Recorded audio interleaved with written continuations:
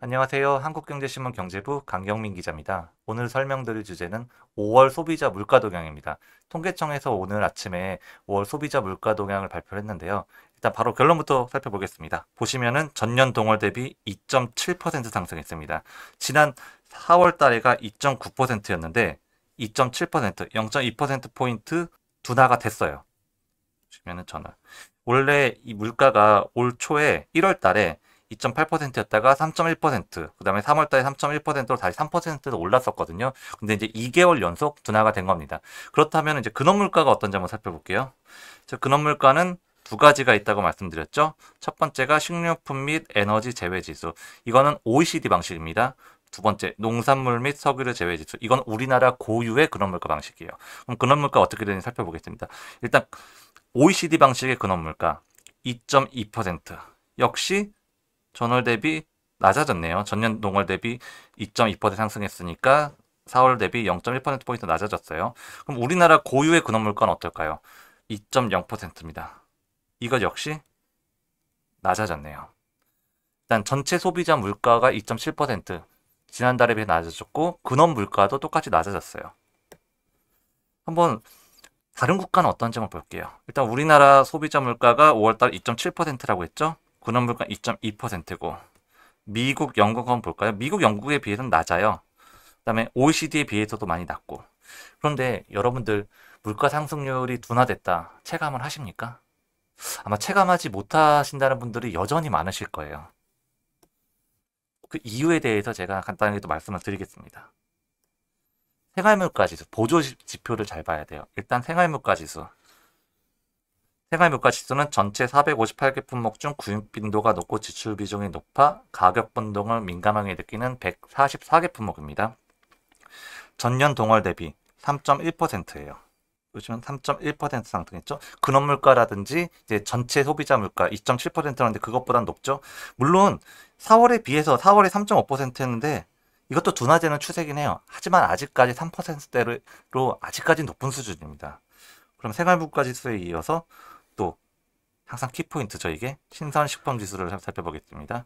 신선식품 지수는 여전히 높아요. 전년 동월 대비 17.3%입니다. 이 역시 4월 달에 비해서는 좀 둔화가 되긴 했어요. 19.1%였는데 5월 달에가 17.3%였죠. 둔화가 됐지만 여전히 두 자릿수입니다. 이렇게 두 자리 신선식품 지수 두 자릿수 상승률이 이어지는 건 지금 8개월 연속이에요. 일단 신선식품 지수 억의 채소 과실이 있는데 항상 매달 제가 독자님한테 설명드릴 때 항상 똑같이 말씀드리는 건데 정말 이번에도 39.5%, 40% 가까이 올랐습니다. 39.5%. 4월 달에 38.7%였죠. 과실 같은 경우에는 오히려 상승폭이 좀 더 커졌어요. 그렇다면 이제 이 신석 과실 중에서도 어떤 게 좀 올랐는지 제가 좀 살펴볼게요.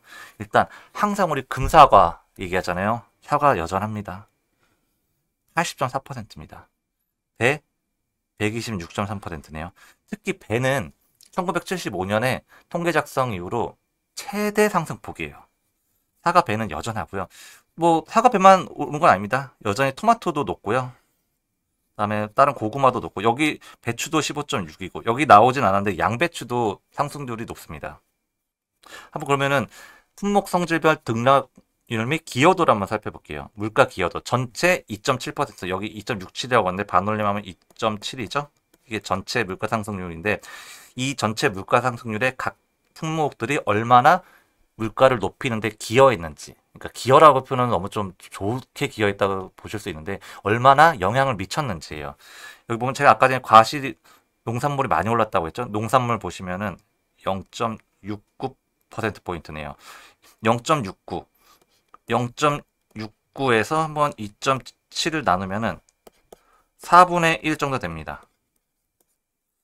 전체 소비자 물가 지수를 구성하는 품목 중에서 이 농산물이 전체 소비자 물가를 4분의 1 이상 끌어올렸다는 뜻입니다. 아직까지 농산물 물가가 엄청 높다는 뜻이에요. 자, 그렇다면 오늘 통계청의 5월 소비자 물가 동향에 대해서 정부에서 어떻게 평가를 했는지 한번 살펴보겠습니다. 일단 기획재정부에서 오늘 자료를 냈어요. 식료품과 에너지를 제외하고 추세적 흐름을 보여주는 군원 물가는 2.2% 상승했다. 그리고 가격이 계속 둔화 흐름을 보이고 있다. 좀 긍정적인 평가를 했어요. 제가 3월 달에 4월 초였죠. 4월 초에 3월 소비자 물가 동향에 대해서 설명을 들을 때 정부에서 당시 최상목 부총리 겸 기재부 장관이 이렇게 얘기했다고 말씀드렸죠. 3월에 정점을 찍고 소비자 물가는 계속 둔화될 것이다. 일단 정부 예상대로 계속 둔화가 되고 있어요. 3월 달에 3.1%였는데 4월 2.9%, 그다음에 이번에 오늘 발표한 거에서 2.7%. 추세만 보면은 분명히 둔화되고 있는 게 맞습니다. 하지만 변수가 있어요. 향후 물가 최대 변수는 그 유가가 있고 공공요금이 있습니다. 여기 공공요금에는 전기료, 가스요금, 그다음에 교통요금 다 포함되는 겁니다. 근데 이제 지난달에 제 설명을 들으셨던 분들 중에서는 아마 좀 차이점이 있을 거예요. 당시에는 물가 최대 변수가 3개라고 그랬는데 맞습니다. 여기 3번이 제가 농산물을 도 변수라고, 사과, 배 등 농산물 가격이 변수라고 했는데 지금 이제 농산물은 사실 변수라고 하기가 어려워요. 왜냐면 이제는 상수가 돼 버렸어요, 사실은. 지금 정부에선 농산물 가격을 낮추기 위해서 할당 관세 적용이라든지 이제 할인 지원을 계속 확대를 하고 있는데 지금 농산물 가격을 낮추진 못하고, 물론 낮아지고 있어요. 농산물 가격도 사실 조금씩 둔화되고 있는데 크게 영향을 미치지 못하고 있어요. 결국에 사과라든지 배 같은 경우는 제가 지금 현재 수입이 안 되고 검역 문제 때문에 수입이 안 되고 있다고 말씀을 드렸잖아요. 이 가격이 낮아지려면 시장에서 공급이 많아지는데 공급이 한정된 상황이기 때문에 결국 농산물 가격이 안정화되려면은 7, 8월에 핵과일이 나올 때까지 기다려야 한다는 뜻이에요. 이건 어쩔 수가 없다는 뜻입니다. 근데 이제 유가와 공공요금이 왜 변수인지에 대해서는 제가 또 설명을 자세하게 드리겠습니다. 이 가중치 상위 20개 품목 현황, 제가 매월 물가 관련 설명을 들을 때마다 항상 보시는 편인데 제가 한 번만 또 설명을 드려야 될 것 같아요. 이게 워낙 중요해서 그렇습니다. 가중치가 워낙 중요해서 그래요. 보시면은 제가 공공요금과 유가는 가중치가 높다고 말씀을 여러 차례 드리고 있잖아요.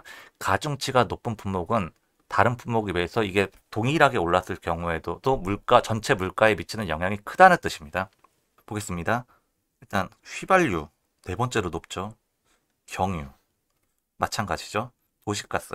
사실 이 도시가스 LNG 같은 경우에는 국제 유가에 연동되기 때문에 이거 유가에 연동된다고 보시면 될 것 같아요. 그 다음에 이거는 석유를 보셨고, 그 다음에 공공요금 뭐가 있을까요? 전기료 있네요. 8번째로 가중치가 높죠. 그러니까 만약에 전기료가 인상이 된다면 전체 물가에 미치는 영향이 아주 크다는 뜻입니다. 그럼 이게 추세를 한번 살펴볼게요. 여기 공업 제품이라고 되는데 공업 제품은 가공 제품이 있고 이게 석유류가 공업 제품 이꼴은 아니지만 공업 제품에서 석유 제품이 차지하는 비중이 크다고 보시면 될 것 같아요. 공업 제품이 있고 여기는 전기가스 수도 공공요금이라고 보시면 되고, 공업 제품 한번 보실까요? 그래프가 하향하는 추세죠. 사실 그동안 석유류 가격은 지난해부터 사실은 그렇게 계속 하향 안정되는 추세였어요. 그런데 지금 이 석유류 가격 같은 경우에서는 우리 중동 분쟁이 있잖아요. 물론 지금 오늘 유가가 계속 떨어지는 추세긴 합니다. 그런데 이 중동 분쟁에 따라 어떻게 될지 몰라요, 국제 유가가. 근데 국제 유가라는 거는 우리나라 정부에서 어떻게 할 수 있는 게 아니잖아요. 그렇기 때문에 우리나라 정부에서 특히 석유류 가격을 안정시키기 위해서 유일하게 할 수 있는 게 바로 유류세 탄력세율입니다. 이 유류세 탄력세율이 뭐냐면 쉽게 말하면 정부가 유류세를 인하해 주는 거예요. 근데 유류세 인하 조치가 이달 말 6월 말에 일몰이 됩니다. 지금까지 9차례 연장이 됐는데 이달 말에까지가 일몰인데 이거를 2개월 더 연장을 할지 아니면 인하 조치를 중단할지 그건 모르겠어요. 최근에 정부에서 유류세 인하 조치를 중단할지 아니면 연장할지에 대해서 검토하고 있다고 했는데, 일단 현재 유가가 낮아지고 있는 추세긴 하지만 중동 분쟁에 따라서 어떻게 될지 모르는 상황이기 때문에 정부가 어떤 결정을 내릴지 주목되는데요. 이거는 제가 다음 달 소비자 물가 동향에 대해서 설명드릴 때 그 결과에 대해서도 아마 말씀드릴 수 있을 것 같아요. 그 다음에 공공요금. 공공요금도 보시면은 지금 계속해서 하향되는 추세죠. 이때 제일 높았을 때 기억하세요? 이때가 언제냐면은 여러분들 그 난방비 폭탄, 뭐 난방비 폭탄 이런 표현 기억하시죠? 이때예요. 이때부터 사실상 정부가 가스 요금을 계속 동결해 왔어요. 사실 동결 기조를 유지했어요. 전기 요금도 마찬가지고요. 이게 문제는 근데 이게 계속 동결 기조를 유지하다 보니까 가스공사라든지 한전이라든지 적자가 너무 쌓이는 거예요.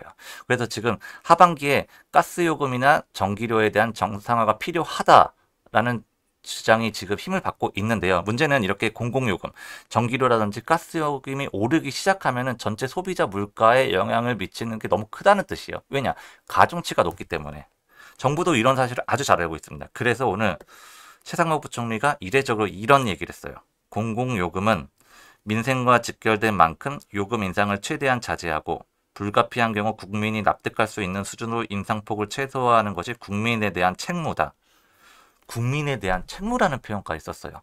사실상 이거는 공공요금 인상 자제해라. 그리고 정말 불가피하게 올리려면 인상폭을 최소화하라는 건데 일단 어떻게 될지 전기료와 가스요금 같은 게 하반기에 어떻게 될지 한번 살펴봐야 될 것 같습니다. 그래서 결론을 말씀을 드리면은 정부 예상대로 소비자 물가는 둔화되고는 있지만 아직까지 안심하기에는 이르다. 왜냐? 중요한 유가와 공공요금이라는 변수가 있기 때문에.